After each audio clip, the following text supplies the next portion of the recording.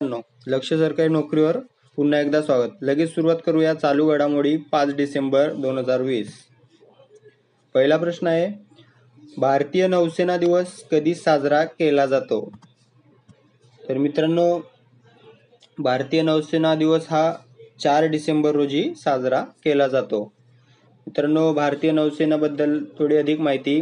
भारतीय नौसेनेची स्थापना ही 1612 ला झाली होती. याचे मुख्यालय जे आहे ते नवी दिल्ली येथे आहे आणि सध्याचे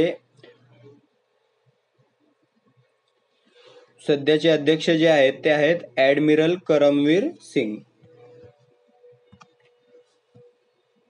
दुसरा प्रश्न आहे, जागतिक अपंग दिन कधी साजरा केला जातो? तर मित्रांनो, दरवर्षी 3 डिसेंबर या दिवशी जागतिक अपंग दिन साजरा केला जातो. युनायटेड नेशन्सद्वारे हा साजरा केला जातो 1992 पासून आणि 2020 या वर्षाची जी थीम होती ती होती not all disabilities are visible.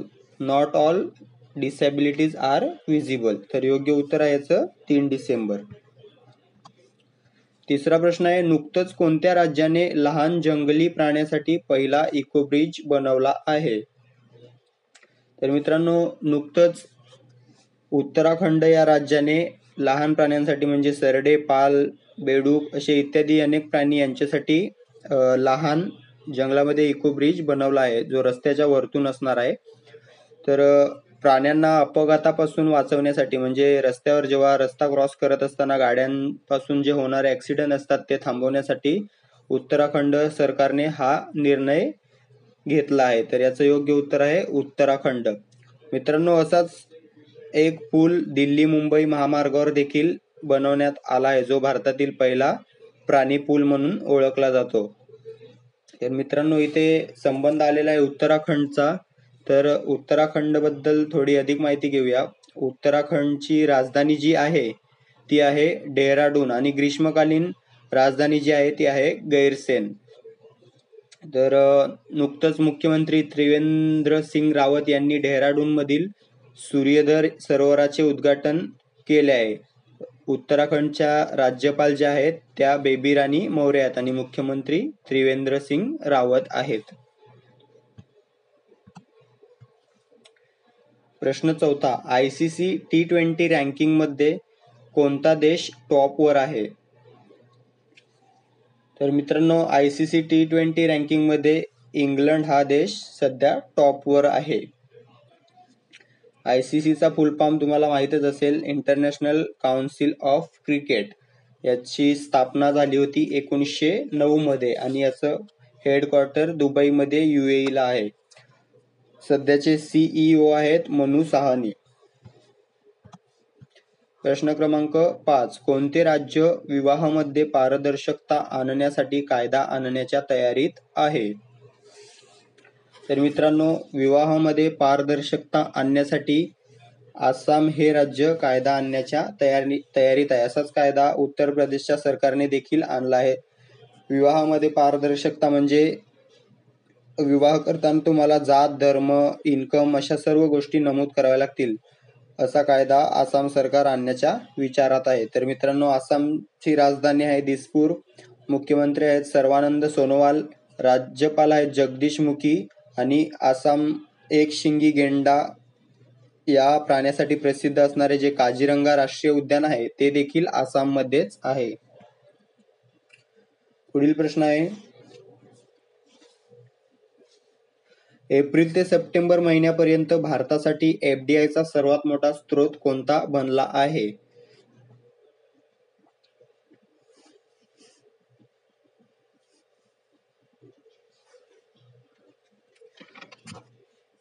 April ते सप्टेंबर महिन्यापर्यंत भारतासाठी FDI चा सर्वात मोठा स्रोत कोणता बनला आहे?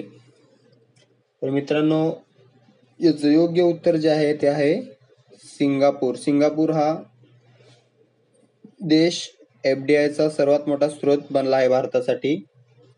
FDI म्हणजेच फॉरेन डायरेक्ट इन्व्हेस्टमेंट, म्हणजे बाहेरच्या कंपन्या आपल्या देशामध्ये ज्या कंपन्या टाकतात यालाच मित्रांनो FDI असं म्हणतात. पण याचा नफा आपल्याला न मिळता त्याच देशांना मिळत असतो. मित्रांनो, सिंगापूरची जी राजधानी आहे ती आहे सिंगापूर सिटी आणि चलन जे आहे ते आहे सिंगापूर डॉलर.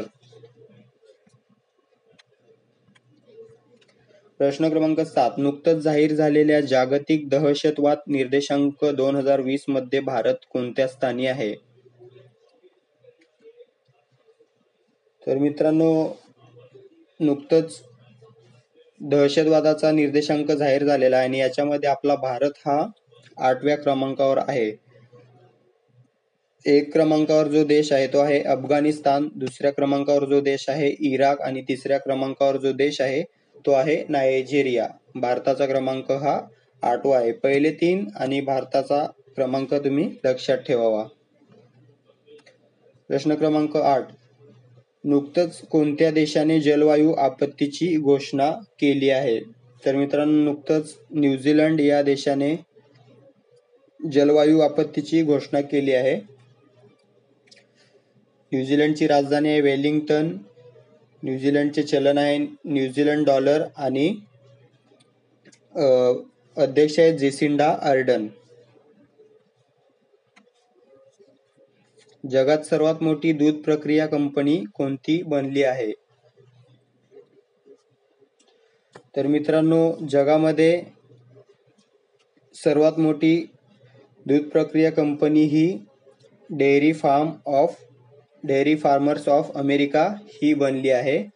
जगामध्ये हिचा क्रमांक पहिला लागतो. तसेच फोटेरा ही न्यूझीलंडची कंपनी आहे जिचा क्रमांक दुसरा लागतो. लेक्टालिस ही कंपनी फ्रान्सची आहे जिचा क्रमांक तिसरा लागतो आणि आपल्या भारतातील अमूल ही कंपनी जिचा जगामध्ये 8वा क्रमांक लागतो. तर मित्रांनो, अमूल ही भारतातील टॉपची कंपनी आहे आणि जगातील 8व्या क्रमांकाची कंपनी आहे. तर आपले मुख्य उत्तर आहे डेअरी फार्मर्स ऑफ अमेरिका. प्रश्न 10. नुकतंच भारतातील कोणत्या राज्याने एडीबी सोबत $50 मिलियन कर्जाचा करार केला आहे? तर मित्रांनो, नुकतंच पश्चिम बंगाल या राज्याने एडीबी सोबत $50 मिलियन कर्जाचा करार केला आहे. तर मित्रांनो, एडीबी म्हणजे एशियन डेव्हलपमेंट बँक, ज्याची स्थापना 1966 ला झाली होती. याचे मुख्यालय मनिला मध्ये आहे. मनिला हे फिलिपिन्स मध्ये आहे. पश्चिम बंगालबद्दल थोडी माहिती. पश्चिम बंगालची राजधानी ही कोलकाता आहे. कोलकाता कोणत्या नदीकाठी वसले आहे? तर हुगळी नदी या काठी वसले आहे. पश्चिम बंगालचे मुख्यमंत्री ममता बॅनर्जी आहेत. राज्यपाल जगदीप धनगर आहेत आणि सुंदरबन राष्ट्रीय उद्यान हे पश्चिम बंगालमध्ये आहे.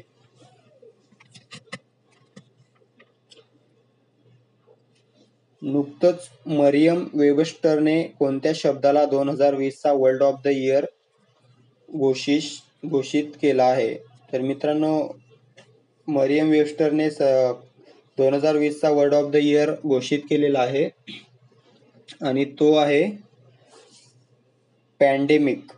ऑप्शन क्रमांक की पॅन्डेमिक म्हणजे महामारी.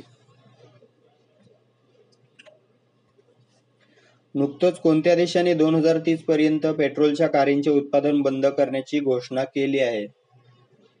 तर मित्रांनो, जपान या देशाने 2030 पर्यंत पेट्रोलच्या कारंचे उत्पादन पूर्णपणे बंद करण्याची घोषणा केली आहे आणि त्याच्या रिप्लेसमेंट मध्ये इलेक्ट्रिक कारंचे उत्पादन वाढवण्याची घोषणा त्यांनी केलेली आहे.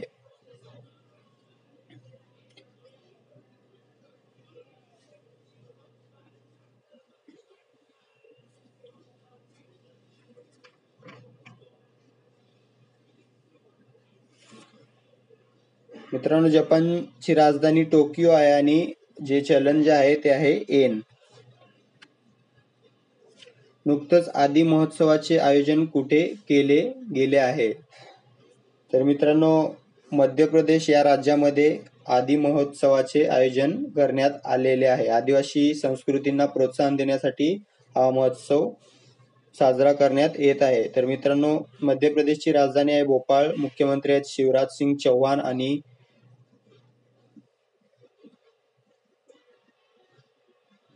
मित्रांनो, शिवराज सिंग चौहान हे 4 वेळा मुख्यमंत्री झालेले आहेत. ही त्यांची 4थी वेळ आहे.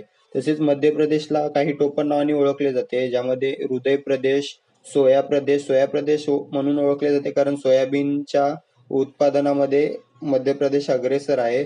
तसेच टायगर स्टेट म्हणूनही ओळखले जाते. या 3 नावांनी मध्य प्रदेशला ओळखण्यात येते. मुख्यमंत्री शिवराज सिंग चौहान, राज्यपाल आनंदीबेन पटेल.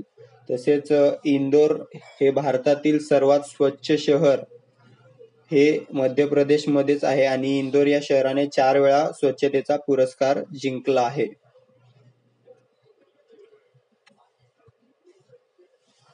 नुकतंच 9वा रेती कला महोत्सव कुठे सुरू झाला आहे?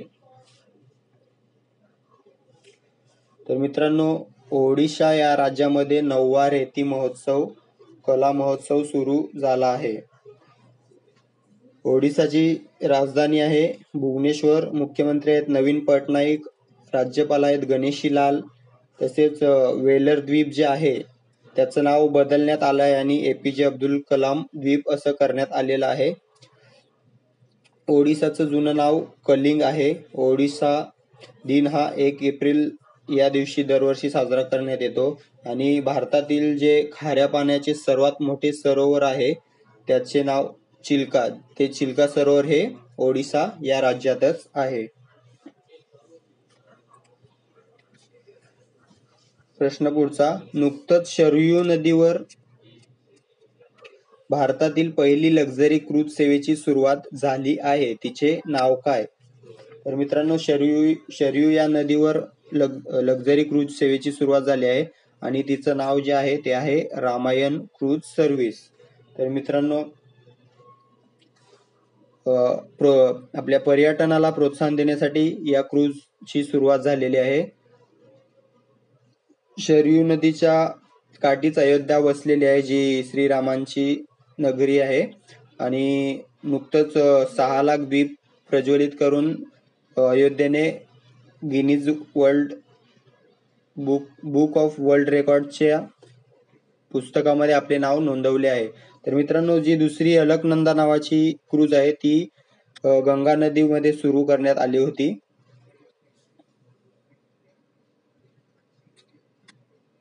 पुढील प्रश्न, नुकतंच कोणी future of regional cooperation in Asia and the Pacific नावाचे पुस्तक सादर केले आहे? तर मित्रांनो, हे पुस्तक ADB ने केले आहे, ज्याबद्दल आपण मागे माहिती केली आहे. ADB म्हणजे एशियन डेव्हलपमेंट बँक.